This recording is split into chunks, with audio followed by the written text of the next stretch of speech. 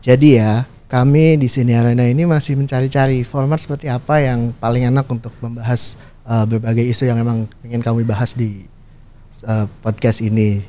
Makanya kalau Sobat Arena menemukan banyak perubahan di Sini Arena, episode-episode Sini Arena, itu nggak lepas dari pencarian kami. Nah, bicara soal pencarian, ada tim di Inggris yang setelah 30 tahun ini pencariannya selesai. Liverpool minggu kemarin dipastikan jadi juara. Jadi itu yang kira-kira itu yang akan kami bahas di Sini Arena episode kali ini.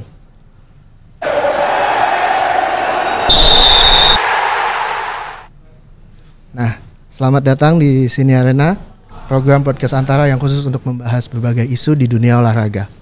Kali ini saya Gilang Galiarta ditemani oleh dua rekan saya dari Warta Redaksi Olahraga Kantor Berita Antara. Ada Bung Rauf di sebelah kanan saya. Selamat siang, Assalamualaikum. Dan ada juga Kang Asep atau Bung Asep, terserah Bung Asep atau Kang Asep, enaknya manggil apa? Bebas. Alhamdulillah sehat. Ya, jadi kan minggu kemarin ini Liverpool udah berhasil juara setelah 30 tahun. 30 tahun nih, lama banget nih. 30 tahun, dan lah pokoknya mah. Jadi 30 tahun. Hari Rabu Liverpool menang lawan Crystal Palace, terus sehari kemudian Manchester City gagal meraih 3 poin penuh lawan Chelsea dan otomatis Liverpool juara. Coba ini kan 30 tahun. Ya kita sih mungkin nggak ada yang merasakan langsung ya 30 tahun itu kayak apa penantiannya. Tapi kalau Bung Rauf sendiri atau Kang Asep ngelihatnya 30 tahun nih seperti apa sih? Kalau aku gini ya memandangnya, karena aku suka Liverpool tuh sejak memang kecil, karena keluarga juga kan sangat suka gitu kan.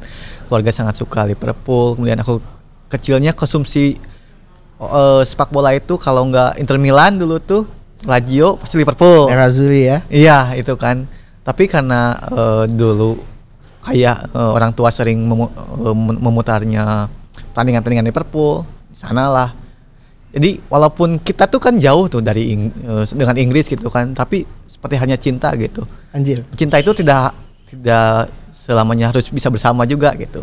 Walaupun jauh juga kita punya rasa cinta yang tinggi juga terhadap satu klub yang jauh dari kita juga gitu kan. Itu sebuah kebanggaan sendiri gitu. Wah, juara loh gitu kan. Apalagi menunggu 30 tahun gitu kan, walaupun aku juga baru berapa tahun lah gitu. Tapi 30 kalau dihitung itu 30 penantian itu sangat luar biasa itu masih Bung. Ya Bung Rauf, kalau 30 tahun ini kan tapi ngelihatnya sebenarnya setahun terakhir ini bukan sebuah pencapaian yang tiba-tiba gitu kan. Betul. Orang bilangnya ya juara yang terlalu cepat, juara yang terlalu timpang dan lain-lain. Tapi kan dalam setahun ini memang ya kalau Bung Rauf sendiri lihat, kita semua tahu lah Liverpool ini setahun terakhir ini udah kayak orang gila mainnya. Parah banget. Semua diapa-apain gitu nggak bisa ya oke lah.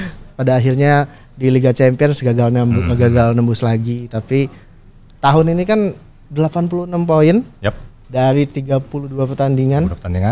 Hanya dua kali seri. 2 kali imbang, 1 kali kalah. 1 kali kalah. Rekor luar biasa, Bung. Terlebih tapi kan tadi kayak Bung Gilang bilang bahwa kita mesti lihat ini ke belakang gitu. Ini bukan pencapaian yang instan gitu, bukannya model Abramovich dulu. Beli sana beli sini langsung tim bintang, tim mahal. Enggak, Liverpool tuh waktu kalau mewarisi skuad dari Brendan Rodgers. Kalau kita lihat sekarang tinggal Henderson yang masih tersisa. Klien Adam Lallana ya, oke, Lallana yang mungkin musim depan sudah tidak di sini mungkin. Sudah pasti karena akhir musim ini dia selesai kontraknya. Ya, jadi ini emang suatu perjalanan perlahan-lahan sih kalau istilah saya, karena tadi lah Liverpool mendatangkan yang paling belakangan terakhir ada si 2 pemain mahal bisa kita bilang si Alisson dan Van Dijk dulu. Sebelumnya kan dia udah pelan-pelan tuh, bahkan kayak Arnold dia dapat gratisan, Milner juga dia dapat gratisan. Jadi ya ini nggak cuman kehebatan seorang pemilik klub menjelontorkan uang sehingga bisa beli sana beli sini, tapi juga buat saya sih kecerdikan dan kecermatan si owner, manajemen dalam memilih pelatih yang tepat. Benar ya, pelatih yang tepat itu memang susah untuk di apa namanya digantikan oleh apapun, duit segede apapun kalau pelatihnya nggak bagus nggak bisa. Dan sementara kalau kita ngelihat sendiri kan di Mainz, di Dortmund, klub juga punya rekam jejak yang lumayan bagus gitu kan. Wah juga kan, jadi legenda malah kan kalau di Dortmund tuh kan. Benar-benar. Jadi sebetulnya di luar semua pencapaian di dalam lapangan gitu kan, apa sih kalau menurut kalian berdua yang paling bisa bikin Liverpool juara gitu? Memang iya pastinya menang terus, nggak pernah kalah di beberapa pertandingan, cuma sekali kalah. Tapi di luar itu semua, apa sih yang ditanemin dari klub ke Liverpool tahun ini kalau dilihat? Kalau aku sih melihatnya ya, pertama emang Patro Klopp kan yang sangat penting banget. Cuman yang perlu digarisbawahi ketika mendapatkan juara champion kemarin dan juga juara Premier League sekarang ini adalah ketika kita melihat lini belakang, kita seolah tenang. Itu beda banget ya. Sebab salah satu faktor juara itu ketika kita melihat lini belakang kita udah tenang gitu kan. Kita nggak khawatir lagi ketika ada serangan balik atau serangan apapun gitu kan. Di sana ada Alisson, kita tahu lah Alisson gimana gitu kan. Dia track recordnya itu gimana. Kemudian gemilang ketika menyelamatin waktu krusial lawan Napoli itu kan. Betul. Itu salah satu yang ini kan. Cara dia langsung si Alisson ini udah memberikan dampak psikologis bagi kita mungkin ya. Udahlah jangan terlalu khawatir gitu kalau ketika diserang gitu kan. Ada bisa kok. Nah selain Alisson kan ditarik mundur juga kan ada Van Dijk juga kan. Dia juga menjadi benteng kokoh kan. Ketika kita melihat si Van Dijk itu ya udah tenang aja gitu. Mau duel sama siapapun gitu. Bahkan dia dipasangin sama siapapun jadi gitu ya.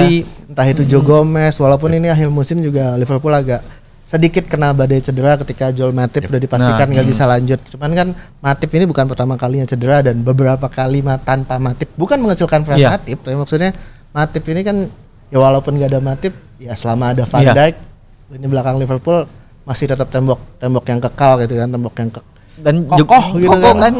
Dan Joe Gomez juga kan, Joe Gomez awalnya kan diraguin kan, Joe Gomez ternyata ketika dikasih kepercayaan dia mampu kok gitu kan mengisi lini belakang itu. Jangan lupa Joe Gomez itu masih muda loh. Iya, betul. Masih punya masa depan ya kan.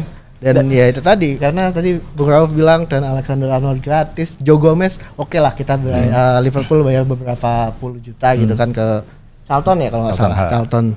Jadi memang semua aksi di atas lapangan terbayar penuh ketika akhirnya Liverpool bisa juara gitu ya. Itu kita baru ngomong di atas lapangan. Habis ini kita bakal ngobrolin soal gimana sih peran pemilik, peran FSG untuk membangun apa yang mungkin bisa jadi dinasti baru di Liga Inggris ataupun sepak bola dunia. Jangan kemana-mana, Sobat Antara, kita balik lagi setelah yang satu ini.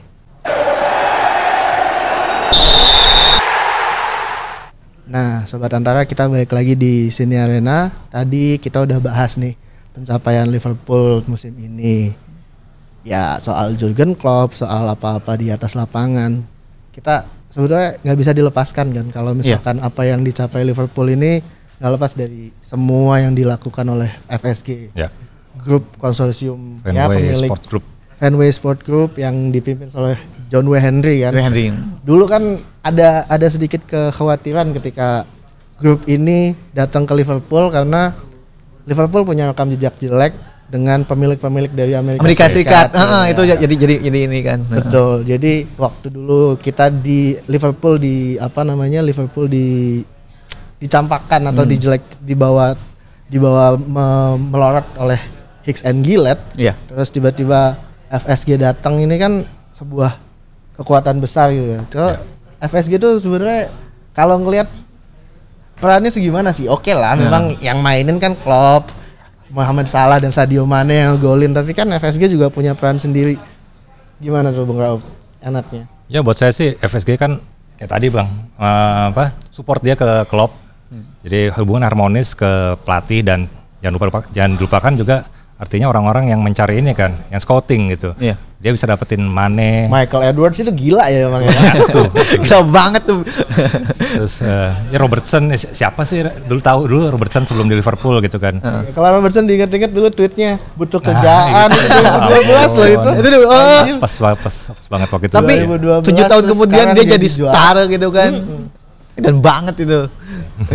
Ya makanya salah satu buat saya sih itu sih ke betapa dia bisa jaga harmonis dan hubungan yang baik ke semua pihak sih, ke semua bawahannya lah secara teknis organisasi di Liverpool gitu kan.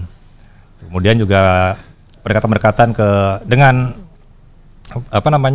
Liverpool yang makin prestasi juga dia bisa punya daya jual lebih ke sponsor. Nah iya, gitu ngomong-ngomong soal sponsor, jadi Liverpool ini kan akhir musim ini musim terakhirnya sama New Balance kan. Iya. Jadi dengan New Balance selesai, mereka ambil kontrak dengan Nike. Ganti apparel. Tapi ini perjudian besar sebetulnya. Cuman walaupun cuma 30 juta pound sterling per musim, ternyata dari 30 juta pound sterling ini nilai kontraknya bisa melejit sampai 75 sampai 80. Kenapa? Ini yang jadi pembeda antara Nike dan New Balance memang.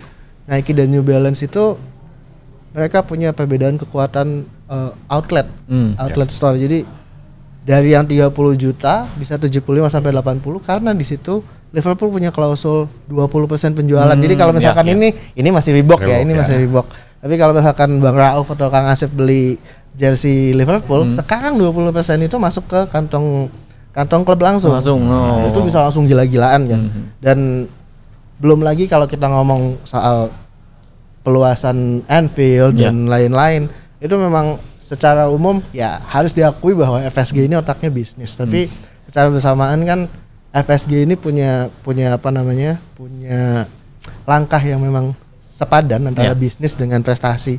Dulu mereka juga bawa Boston Red Sox kalau di MLB, kalau Kang Asep atau Bung Rauf ngikutin MLB, itu mereka juga udah lama nggak juara terus akhirnya juara lagi di Red Sox.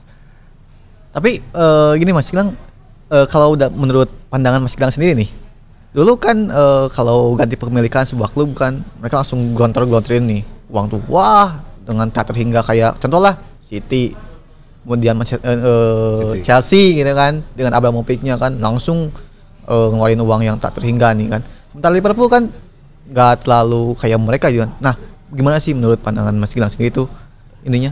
Ya kalau dampaknya ini gimana sih? Ya jadi kan kalau dibandingin itu memang nggak bisa apple to apple sih antara Liverpool apa yang dilakuin FSG di Liverpool dengan apa yang dilakuin Roman Abramovich di Chelsea ataupun Emirates Etihad di Manchester City ataupun Qatar di PSG ya. Mereka kan memang sejak awal udah larinya udah langsung gimana caranya beli trofi. Liverpool harus diakuin bahwa harus diakuin Liverpool juga beli trofi secara nggak langsung karena ya ke lingkungan sepak bola, kompetisi sepak bola sekarang kan udah nggak bisa lepas dari duit juga memang. Industri kan? Iya, industri sepak bola. Jadi mau nggak mau ya harus begitu dan Liverpool bisa 30 tahun selesai itu kan ya nggak lepas dari FSG dan nggak lepas dari berapa banyak uang yang mereka gelontorkan juga. Dan kalau ngelihat pemberitaan sekarang kan Newcastle juga mau diambil sama Arab Saudi kan. Bukan nggak mungkin mereka yang lebih lama loh penderitaannya dibanding Liverpool kan. Makanya kemarin ketika Liverpool rame-rame bilang penderitaan 30 tahun selesai, anak-anak Newcastle kan pada bilang lu nggak tahu apa-apa segitu doang baru 30 tahun, kita udah 50 tahun lebih nih gitu nggak ngapa-ngapain. Ya tapi penderitaan bukan buat dibandingin sih ya. Artinya gimana FSG ini melakukan langkah bisnis, baik itu di bursa transfer, baik itu di klub secara keseluruhan, secara komersil, itu memang sebuah langkah strategis gitu. Kalau dibandingin ya memang akan susah gitu dengan klub-klub lain. Dan bagusnya lagi, FSG ini nggak ada kedengaran FFP kan? Iya. Tahu sendiri PSG, sangat City itu kepleset oleh FFP dan sejauh ini mungkin harapan teman-teman penggemar Liverpool semua juga memang jangan sampai lah karena FFP kan nggak lucu juga, malu-malu abis maki-maki Manchester City, abis maki-maki FSG terus tiba-tiba kena gitu kan. Nah di luar itu semua, di luar FSG gimana perannya kan. Bursa transfer nih udah mau datang nih. Bursa transfer udah mau datang. Liverpool harus siap-siap gitu kan. Tapi sebelum bursa transfer sendiri sebetulnya kan Liverpool masih punya 6 pertandingan ya. 7 benar. 7 pertandingan. 7 pertandingan masih ada 7 pertandingan. Ini masih ada kemungkinan beberapa rekor yang bisa dicapai nih sama Liverpool. Nah, iya. Kira-kira kalau Kang Asep sendiri atau Bung Raif ngelihatnya gimana nih? Peluang Liverpool buat mecahin beberapa rekor, Centurion, terus 19 kali menang atau sapu bersih kemenangan di laga kandang. Ya, buat saya sih itu memungkinkan ya, cuman saya lebih ngeliatnya Klopp tuh orang yang rasional gitu ya. Jadi dan lagi kan kita tahu orang pemain dapat medali juara dengan persyaratan saya lupa 5 atau 6 atau 3. Nah ya, nggak mungkin sih buat saya, ini opini saya pribadi ya, bahwa Klopp tuh akan milih mengendorkan kekuatan. Nah iya, dia akan merotasi untuk memberi pemain-pemain baru yang di bawah dia yang dia beli untuk bisa perform gitu, mempertunjukkan kualitasnya kayak Minamino gitu kan. Dia udah dibeli tapi kan ya emang belum bisa tune in. Atau Keita kan juga banyak cedera kemarin gitu kan. Buat saya sih itu sih yang saya lihat untuk ada 7 pertandingan ke depan ini. Yang paling dikejar mungkin ya kemenangan beruntun di kandang itu doang tuh. Ya 19 ya. 19 gitu kan. Sisanya aku setuju juga tadi kan. Yang kekurangan itu ketika Minamino kan belum in juga gitu kan. Dia mendapatkan menit bermain nggak panjang juga gitu kan. Kemudian Naby Keita tadi juga yang cedera. Kemudian masih juga tuh kan ada pemain-pemain muda kan kayak Harvey Elliott, Nico Williams itu kan bisa semakin mematangkan. Barangkali mungkin nanti tahun depan ada lagi Trent Arnold yang baru mungkin gitu kan, atau Robertson yang baru mungkin kan bisa aja gitu. Itu menarik juga kita bahas abis kali ini. Sebentar kita lanjutin setelah yang satu ini, Sobat Antara.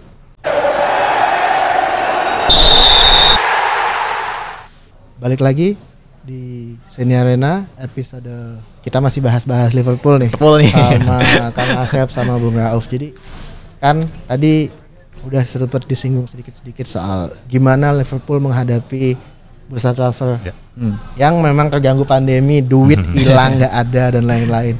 Kalau menurut Kang Asep atau Bung Rauf, sektor mana sih yang paling butuh diberesin nih buat Liverpool saat ini? Kalau saya dulu ya, kalau boleh. Ya. Saya karena sering main bola sikat aja mah. Saya sering main bola jadi kiper dan saya sih ngeliat Liverpool perlu punya kiper kedua yang lebih kualitasnya lebih mumpuni gitu. Sepakat benar. Kita punya Adrian yang dia awal-awal pernah jadi pahlawan gitu. Iya, di Piala Super Eropa. Tapi kan di Liga Champion ya secara tidak langsung ada juga yang bikin ini. Kalah dari Atletico. Saya sih sangat pengen punya pelapis yang lebih meyakinkan sih dibanding Adrian gitu. Kalau dilihat dari pasar yang sekarang ada nih, siapa kira-kira ya? Kiper. Agak susah juga. Susah sih kalau Karius kan ini kan kondisinya dia putus kontrak sama Besiktas walaupun dia harusnya sudah 2 tahun, tapi baru setahun kurang atau setahun pas lah karena kompetisi keganggu sama pandemi. Karius tuh masih punya masa depan nggak sih di Liverpool? Kalau lihat mentalnya itu udah si supporter tuh udah nggak percaya ke si Karius tuh, jadi susah. Udah nggak percaya ya. Nah, pendukungnya tuh udah nggak percaya ke Karius, apalagi kan waktu di Besiktas juga kan dia sering beberapa kali kan blunder juga. Apalagi melihat itu paling nambah beban juga kan. Berarti kalau ini sih harus nyari yang baru, cuman kandidat ini siapa gitu kan? Saya bingung gitu kan. Kalau kalau kiper muda itu kayak Heller yang namanya susah kita sebutin itu. Itu kira-kira proyektif nggak ya buat aku belum lihat dia main langsung sih ya, jadi belum bisa ngasih opini yang netral sih. Dia lumayan kan waktu di Everton di Piala FA lawan Everton yang kita menang itu. Si kiper muda ini lumayan bagus sih. Artinya dia masih punya masa depan, dia punya beberapa hal yang harus diperbaiki. Tapi kira-kira siap atau belum buat jadi pelapisnya Alisson gitu? Aku pikir kalau misalkan dia mendapatkan jam terbang yang banyak, bukan tidak mungkin kan dia juga bisa bersikap kompetitif juga kan, bisa ngebentuk mentalnya juga gitu kan. Soalnya kan dia baru main di FA doang kan, dan itu juga udah lumayan gitu kan, apalagi dengan Everton gitu kan, yang cat langsung derby yang panas juga gitu kan.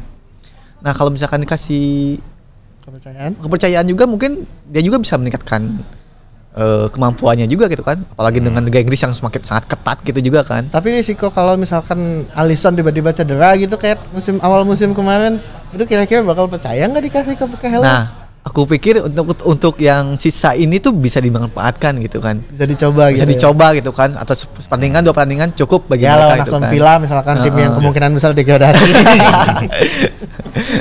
Nah itu kita baru bicara kiper. Maju sedikit ke lini belakang. Andy Robertson Nah, nggak punya pelapis ini loh. nih, benar Andy Robertson nih. Siapa lagi kalau misalkan ketika dia cedera, siapa yang bisa jadi ininya? Milner, Ya udah tua, ampun, Bung. Milner lagi. Ya oke lah, kita nggak bisa mengecilkan peran Milner Ya, juga. jelas, Milner ini kan gila gitu. Dia mau ditaruh di mana pun Bisa gitu kan. Cuman ya umur Umur, kan, kita ya. tahu sendiri di Liga Inggris itu gila-gilaan stamina, walaupun ya Milner ini makin tua makin kelihatan itu Total sih, keladi ya. Edun gitu kan. Total keladi ya. Nah, kalau misalkan Robertson, sekarang Robertson di apa namanya, di akademi hampir nggak ada pelapis yang udah siap buat Iya, naik. belum. Adam Lewis belum bagus. Terus Lamouchi juga belum juga.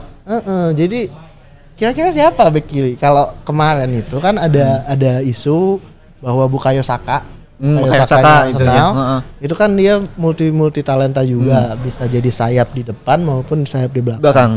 Ada dengar kabar sih Bukayo Saka lagi dideketin juga sama Liverpool. Gimana tuh? Kira-kira kalau Bukayo Saka, Tapi Liverpool kira-kira cocok atau enggak? Itu pertanyaannya. aku pikir sih dia mau nggak gitu jadi yang kedua itu kan masalahnya kan. Soalnya posisi Robertson itu kan udah nggak bisa Ya, nggak tergantikan lah. gantikan gitu kan.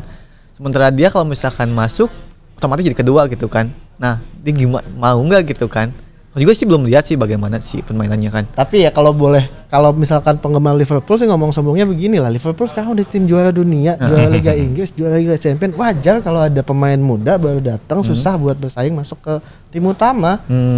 Jadi ya memang resikonya sekarang, Mungkin ya. SOP-nya kalau ada pemain mau masuk Liverpool ya harus siap jadi pelapis Lapis dulu. dulu, benar-benar. Tapi kalau misalkan memang kualitasnya juga dibutuhin sama Liverpool, ya kan mungkin juga kan diambil juga gitu kan. Kalau misalkan selain Saka, ada kepikiran nggak siapa kira-kira? Back sayap ya jadi Back ya. kiri. Kieran Tierney udah di Ini Arsenal. Arsenal udah. Terus Ben Chilwell ya sudah di Leicester. Kalau tiba-tiba Ben Chilwell mau berubah hijrah, pikiran ya mungkin bisa Tapi juga itu balik kan. lagi kan urusannya siap nggak jadi Siap pelapis itu Ya, kan. kendala banget ya. Karena kalau back kanan kita udah punya Aman Liverpool lah. ini udah cukup aman gitu. Karena Aman.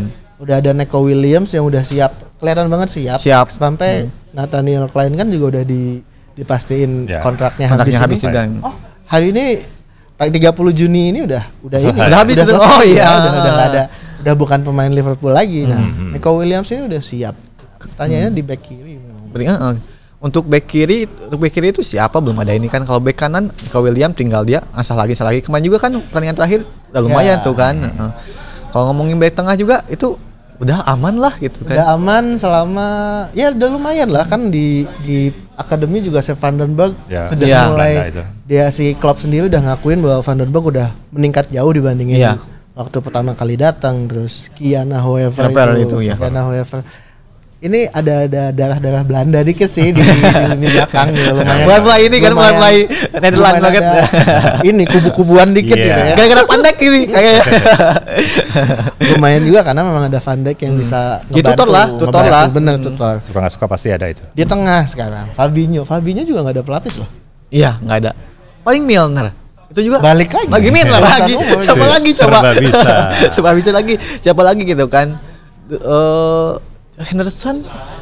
Ya Henderson kalau kita- Liverpool tanpa Fabinho otomatis kan jadi mainnya double pivot Iya, kan, double pivot. di belakang antara Henderson dengan Gini atau Henderson dengan Keita atau siapapun yang bisa Iya. dipasangin sama Henderson.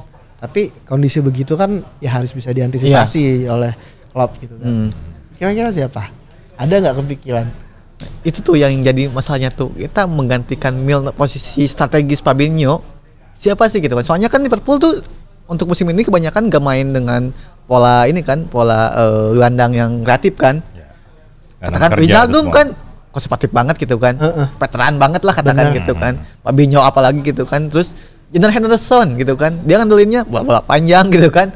Bukan kreatif kayak dulu Coutinho atau apa gitu kan. Nah, itu kan jadi ini yang harus dipikirkan Klopp juga gitu kan. Harus memikirkan strategi alternatif gitu kan. Naby Keita memang dia beberapa kali ini cuman dia permainannya masih naik turun nih ketika ditugaskan dengan ini gitu kan. Belum ini juga sih Belum ajak ya. belum ajak juga gitu.